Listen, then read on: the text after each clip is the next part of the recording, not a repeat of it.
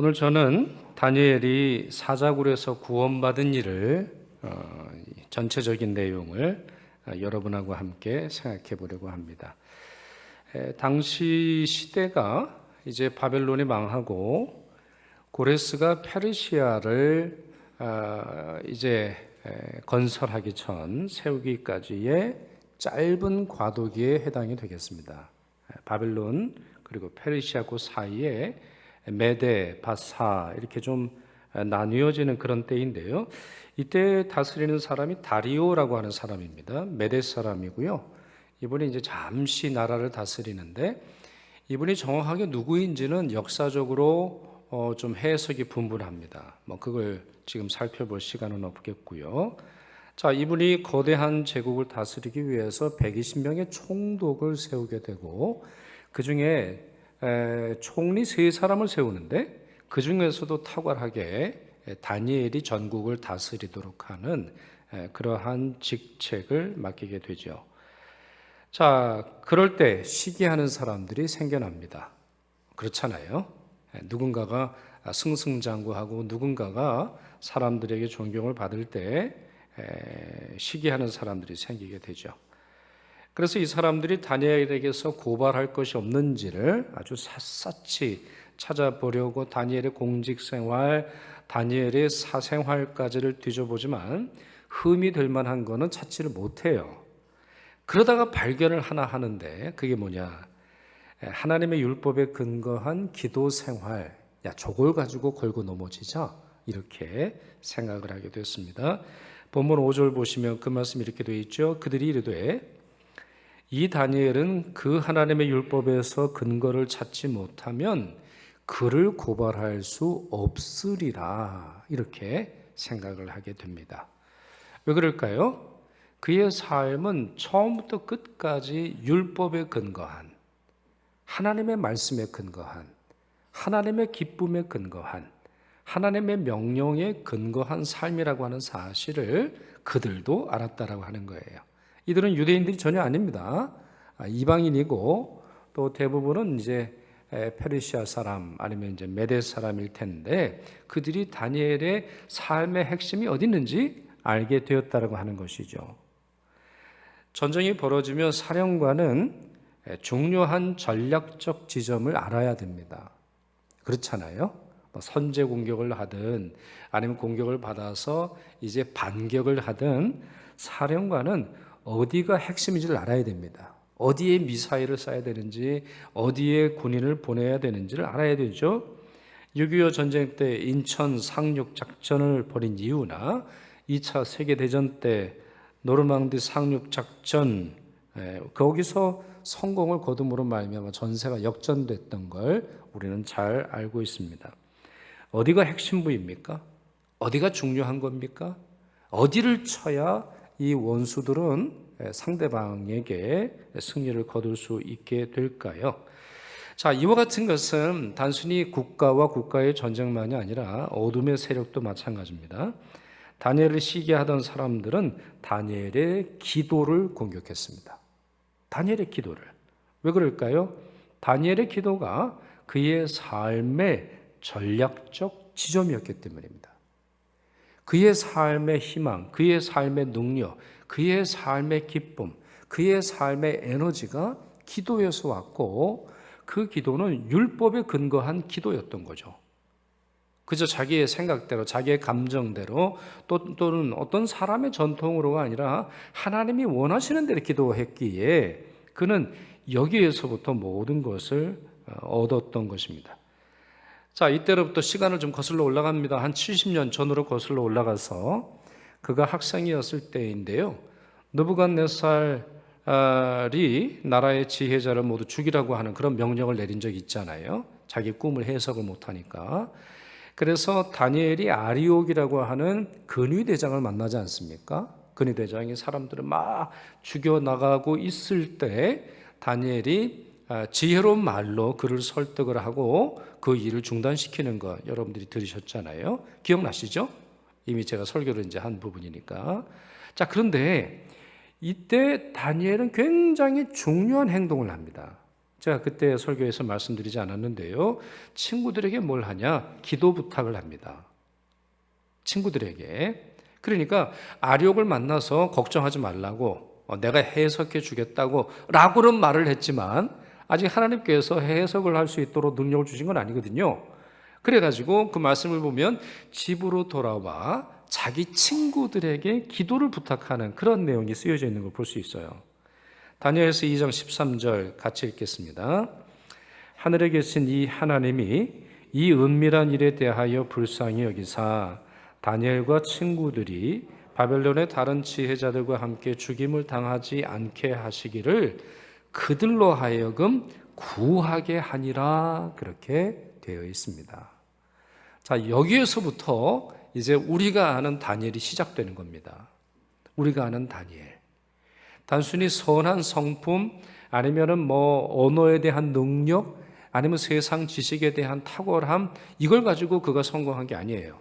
당연히 이것도 동반이 된 것이지만 여기에서부터 기도함으로부터 문제가 생겼습니까? 중요한 일을 결정해야 합니까? 어떻게 해결해야 할 어떠한 그런 일이 벌어졌나요? 그럴 때 합심하여 선을 이루게 하시는 하나님의 은혜를 기억하고 함께 기도하는 이 기도로 말미암아 다니엘은 문제를 격파하며 살았죠. 그렇습니다. 다니엘은 이렇게 살았어요. 다시 나이 얘기해서 다니엘은 10대 때도 이렇게 살았고 지금 오늘 우리가 보는 이 내용은 다니엘이 거의 90세, 90세 아니면 88세 한 요 정도의 나이에 해당될 때도 여전히 그는 한결 같았습니다. 한결 같았어요. 수십 년을. 자, 이런 사실을 알았던 사람들이 기도와 관련된 법을 만듭니다. 기도와 관련된 그런 법을 만드는데요. 그 법의 내용은 아주 단순하죠. 30일 동안 다리오 왕에게만 기도하는 것이고 이 내용을 어겼을 때는 사자굴에 던져 넣는다라고 하는 법이 통과가 됩니다. 여러분 우리가 다니엘서를 쭉 살펴보면 참 희한하다 그런 생각이 드는데요. 그거는 이 세상 사람들이 하는 행동이 법을 만들어서 괴롭힌다는 걸 알 수 있어요. 법을 만들어서. 그렇잖아요. 우리 느부갓네살도 보면 신상을 세워놓고는 법을 만들어서 그 신상에 절하지 않으면 너희들 풀무불에 던져낼 거야, 던져버릴 거야. 법을 만듭니다. 법을 만들어서 괴롭혀요. 법을 만들어서 사람들의 양심을 훼손시키고 사람들의 어떤 자기의 양심과 자기의 생각대로 움직이지 못하도록 하는 그런 것을 볼 수가 있는데 이것은 지금 우리가 사는 시대에도 여전히 계속되는 것 같아요. 여전히 법을 가지고 그 법을 통해서 성경의 법과 대치되고 성경의 법을 지키지 못하도록 하는 일들이 얼마나 많이 벌어지는지 모르겠습니다. 그런 점에서 법을 만드는 국회의원들을 잘 뽑아야 되겠다 이런 생각을 다시 하게 됩니다. 여하튼 자, 다니엘은 이 법이 만들어진 줄 알았음에도 불구하고 기도를 중단하지 않지요. 그리고 오히려 기도의 습관조차 바꾸지 않았습니다. 10절 보시죠. 10절. 우리 함께 읽겠습니다. 다니엘이 이 조서에 왕의 도장이 찍힌 것을 알고도 자기 집에 돌아가서는 슬라이드가 좀 없나요? 네. 제가 읽어드리겠습니다. 다니엘이 이 조서에 왕의 도장이 찍힌 것을 알고도 자기 집에 돌아가서는 윗방에 올라가 예루살렘으로 향한 창문을 열고 전에 하던 대로 10절에 보면 그런 말이 나와요. 전에 하던 대로 하루 3번씩 무릎을 꿇고 기도하며 그의 하나님께 감사하였더라. 이러한 말씀이 나옵니다. 전에 하던 대로 그대로 하는 거예요. 그대로. 아니 법이 만들어져서 30일 동안 중단해야 될지도 모르는 상황에서 지금 다니엘은 전에 하던 그대로 합니다. 그대로. 자, 두 가지 법이 만들어져 있었죠. 성경의 법, 하나님이 원하시는 율법이라고 하는 그 법이 있고 또 이 다니엘의 원수들이 만든 법이 있죠. 다리오가 이제 서명까지 한 것인데 메대 왕 다리오가 선포한 법률 이 두 사이에서 다니엘은 조금도 주저하지 않고 하나님의 법을 따릅니다. 자, 그 내용은 네 가지죠. 자, 그의 기도하는 모습을 보시면 첫째, 기도방으로 올라갔습니다. 예수님의 골방을 떠올리게 하는 그런 말씀이고, 둘째, 예루살렘으로 향한 창문을 열었습니다. 창문을 열었어요. 그는 아마 기도할 때 늘 이 창문을 열었던 것 같은데, 자, 셋째, 하루에 3번씩 기도했습니다. 넷째, 무릎 꿇고 주님께 감사했습니다. 이렇게 어떻게 했다고요? 전에 하던 대로, 습관대로, 원래 했던 대로, 어렸을 때부터 아마 10대 전이겠죠? 이건 부모들한테 물려받았을 텐데 부모들도 이렇게 기도했겠죠 아마? 아니면 부모의 부모들도 이렇게 기도했겠죠? 경건한 가정의 습관을 그대로 이어받고 자기도 90세가 될 때까지 그렇게 기도했다는 거예요. 근데 여러분 생각해 보면 30일만 참으면 어떨까요? 30일만. 뭐 300일도 아니고 3년이 아니라 30일인데 이렇게 안 하는 건 어떨까요? 기도하지만 기도하지 않는 척할 수 있잖아요. 뭐 창문 좀 안 열어놓으면 안 됩니까? 뭐 그날은 에어컨 틀고 뭐 기도할 수 있잖아요. 아니면은 굳이 뭐 무릎을 꿇고 기도할 이유는 뭐예요? 그냥 30일 동안 침대에 가만히 누워가지고 기도 안 하는 척하고 뭐 그렇게 할 수 있는 거 아니겠어요? 그런데도 불구하고 그는 여전히 늘 해왔던 대로 기도합니다. 게다가 기도의 내용도 보면 그래요. 여러분 이때가 감사할 상황이 아니잖아요. 감사가 나옵니까? 아니 원수들이 그냥 주변에 그들그들 하는데 아주 그냥 자기를 어떻게 그냥 뭐 걸고 넘어뜨리려고 모든 걸 조사하는 거를 다니엘 왜 몰랐겠어요? 크레딧 카드를 조사합니다. 어디 가서 누구를 만나나 조사합니다. 전화기 도청합니다. 인터넷 뒤집니다. 그리고 내 개인적인 사생활까지 다 뭐 촬영하면서 그러고 있는 거를 알 때 얼마나 노이로이에 걸리겠어요. 다니엘의 실력이 탁월하고 왕의 총애를 받는다라고 하는 이유로 따돌림 받고 있었습니다. 너무 불편했을 거예요. 너무나 힘들었을 거예요. 어쩌면 음식에 독이 들었나 안 들었나 확인했을 수도 있을 것 같은데, 자, 이와 같은 상황에서 다니엘은 여전히 하나님께 감사의 기도를 드리고 있다라고 하는 거죠. 그렇습니다. 다니엘은 규칙적으로 살았어요. 다니엘은 지속적인 방식으로 하나님과 영적인 교제를 나누었어요. 아무리 심한 핍박이 있더라도 그것을 중단하지 않았지요. 다니엘에게는 다른 선택지가 없었던 걸로 보입니다. 세상의 법이 3일이 되었든 30일이 되었든 300일이 되었든 기도를 중단하고 죽으나 기도하고 죽으나 그의 삶은 매 한 가지로 여겼던 것으로 보입니다. 다니엘이 기도하는 모습을 통해서 우리는 다니엘이 기도의 사람이었을 뿐만 아니라 말씀의 사람이었다고 하는 사실을 확인할 수 있습니다. 이 사실은 이미 말씀드렸던 것처럼 원수들이 찾아낸 거예요. 하나님의 율법에서 근거를 찾지 못하면 다니엘은 넘어뜨릴 수 없어. 종교적 차이, 신앙의 차이 가지고 넘어뜨려야 돼. 이게 원수들도 깨달은 바니까. 그리고 그의 신앙이라고 하는 것은 하나님의 율법에서 근거한 여기에서부터 출발한다라고 하는 것을 그들조차 다 알았던 것이죠. 자, 오늘 본문에서도 우리가 그 내용을 확인할 수 있는데 저는 특별히 예루살렘을 향해 창을 열어놓았다라고 하는 것에서 그가 얼마나 말씀 중심의 기도 생활을 하고 있는지, 그냥 자기의 습관 아니면 자기가 원하는, 자기가 고안해낸 그 시대의 산물이 아니라, 아니면 다른 사람들이 원하는 그와 같은 것이 아니라, 아니면 자기 집안의 어떤 그런 것이 아니라 성경대로 기도하고 있음을 확인할 수 있다고 하는 것이죠. 열왕기상 8장을 보시면 예루살렘 성전을 봉헌한 후에 솔로몬이 기도하는 내용이 나옵니다. 아주 긴 기도가 나와요. 아주 중요한 기도가 나오는데 이 기도의 내용에서 가장 많이 언급되는 단어가 뭐냐면 향하여라고 하는 말입니다. 향하여. 성전을 향하여, 주를 향하여라고 하는 말이 계속해서 나오는데요.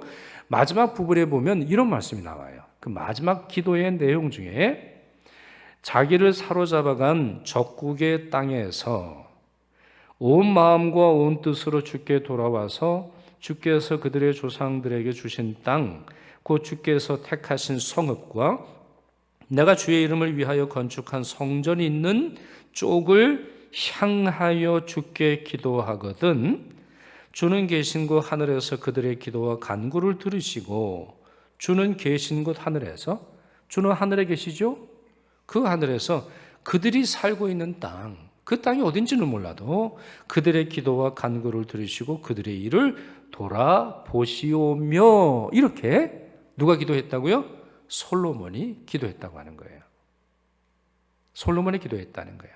그 성전의 쓰임새가 단순히 이곳을 찾아온 사람 정도가 아니라 나중에 아주 오래된 시절이 지나서 그 민족이 망하여 포로로 사로잡혀가 외국에서 살고 있는 타향살이하는 언어 다르고 음식 다르고 문화가 다르고 종교가 다르다고 하는 이유만으로 핍박을 받는 그 땅에서 지내는 사람들이 이 성전을 향하여 기도하고 간구한다면 하나님 들어주세요. 이런 기도의 내용이라고 하는 것이죠.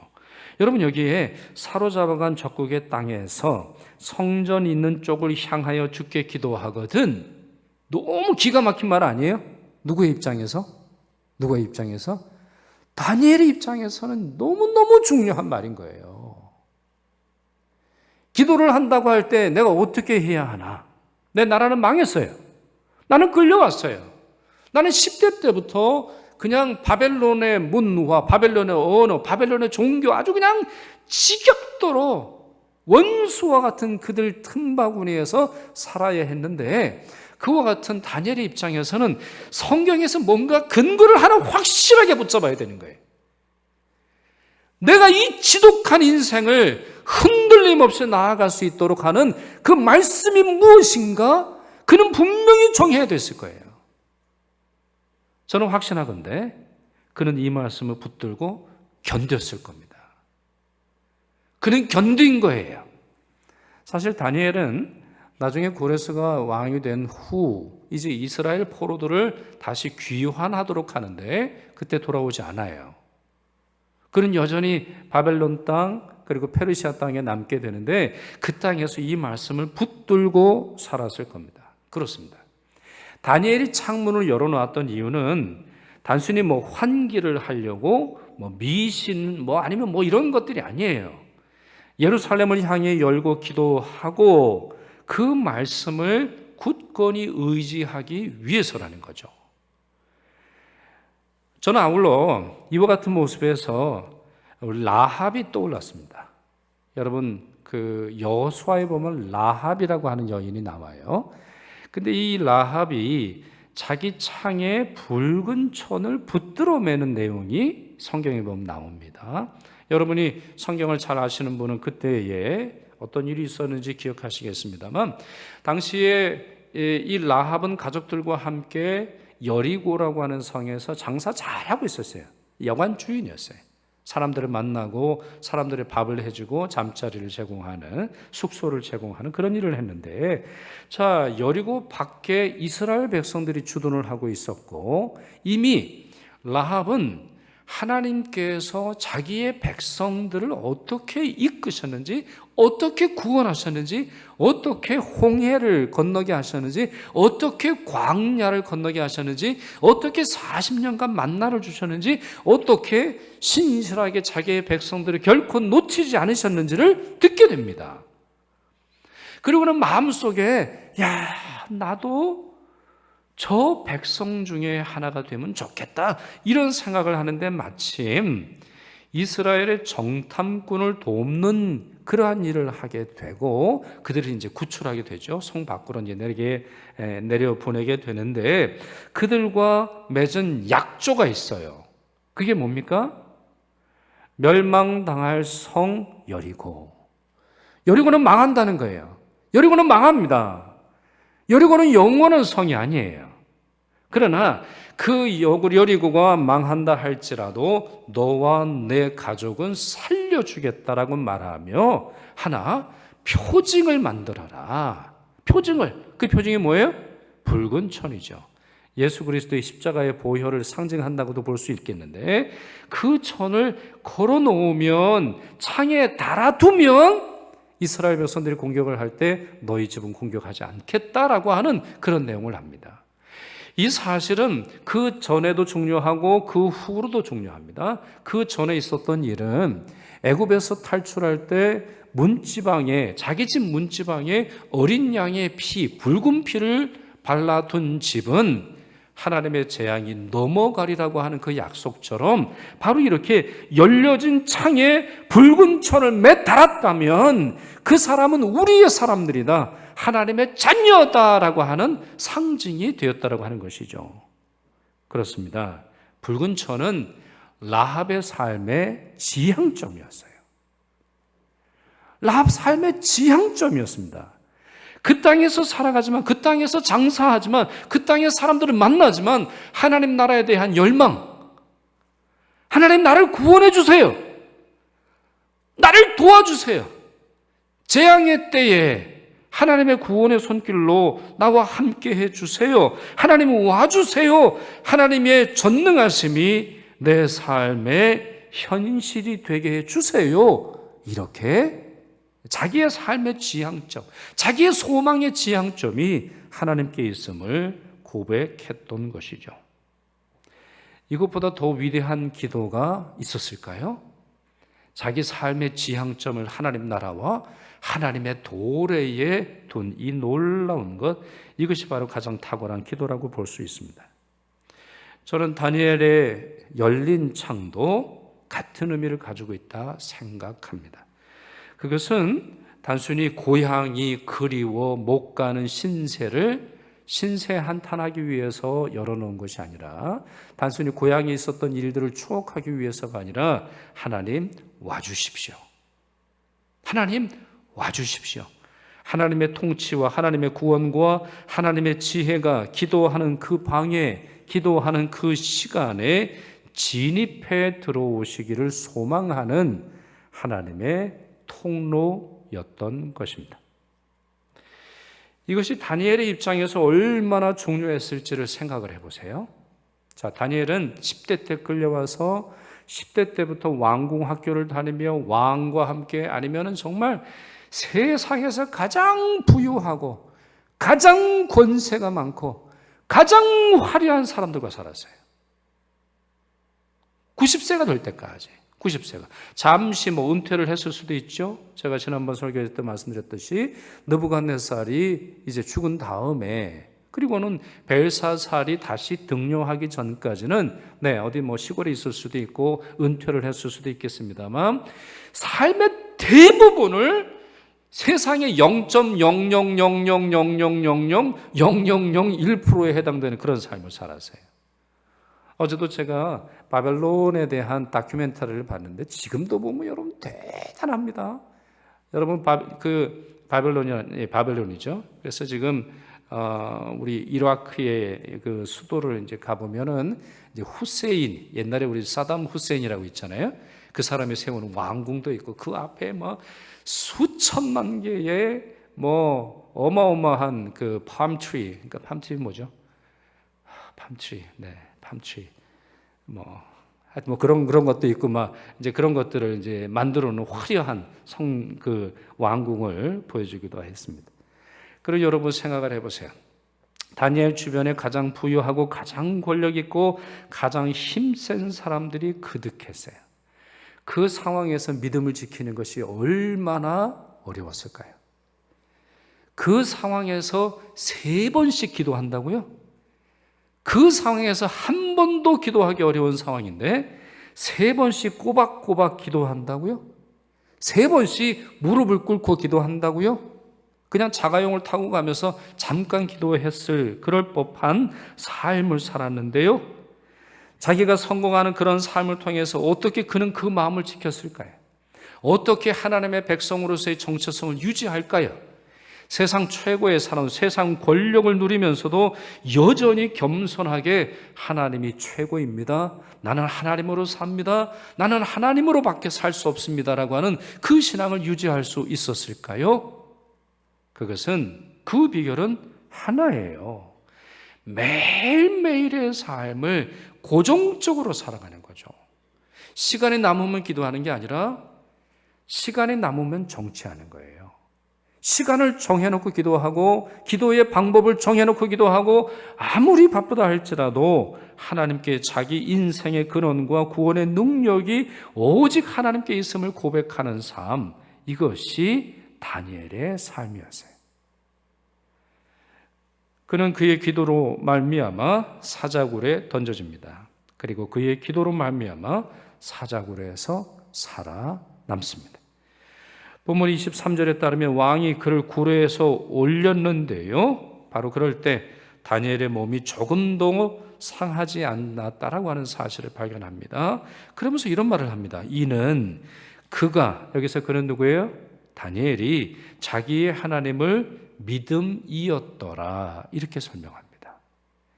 이렇게 된 이유는, 그가 사자굴에 던져진 이유는, 그가 사자굴에 던져졌음에도 불구하고 몸이 조금도 상하지 않았던 이유는 그의 하나님을 믿었기 때문이다, 이렇게 설명하고 있습니다. 우리가 살아가야 하는 세상, 사자굴과 다를 바 없죠. 사자굴과 다를 바 없어요. 시기와 음모와 경쟁이 가득합니다.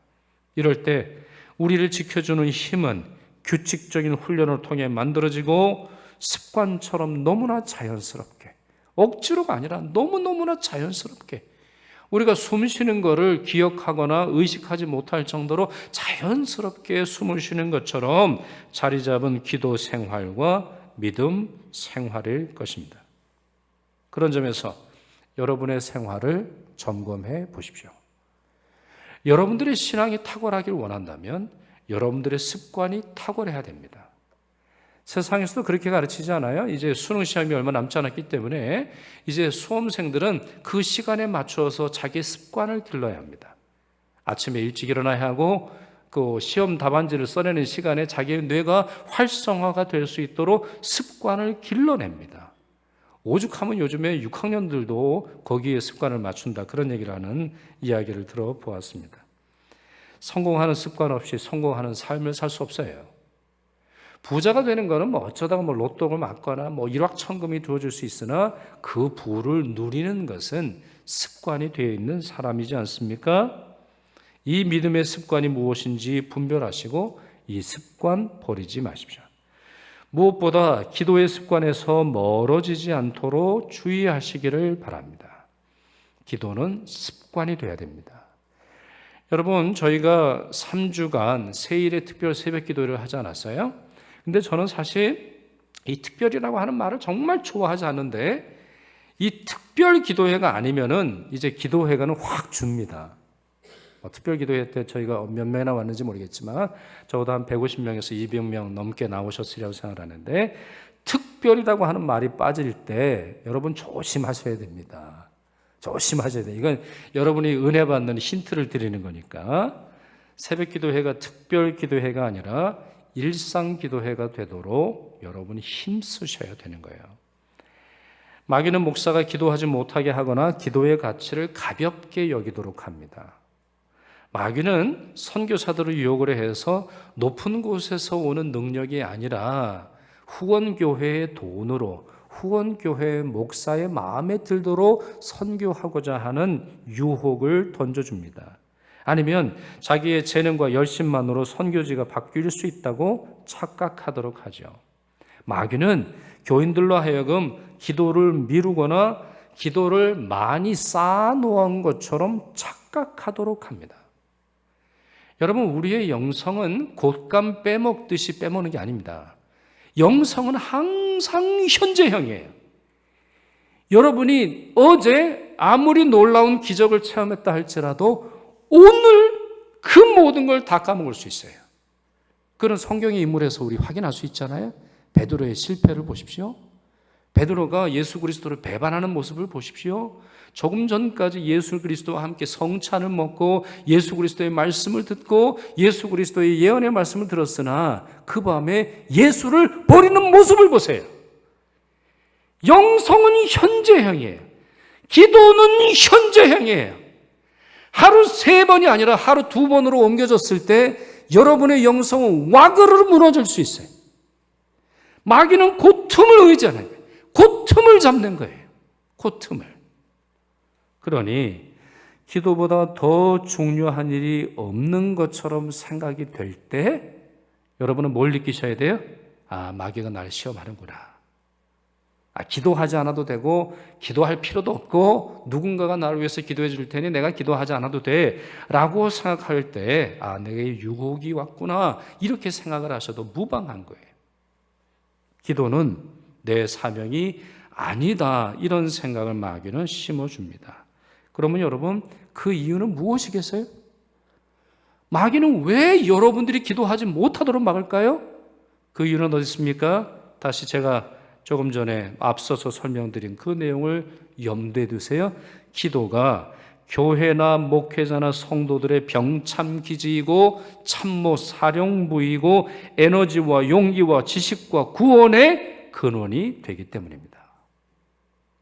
그렇게 마귀는 어떻게 하든지 성도들이 기도 못하도록 만드는 것이고 우리는 어떻게 하든지 기도가 습관이 되어야 하는 것이죠.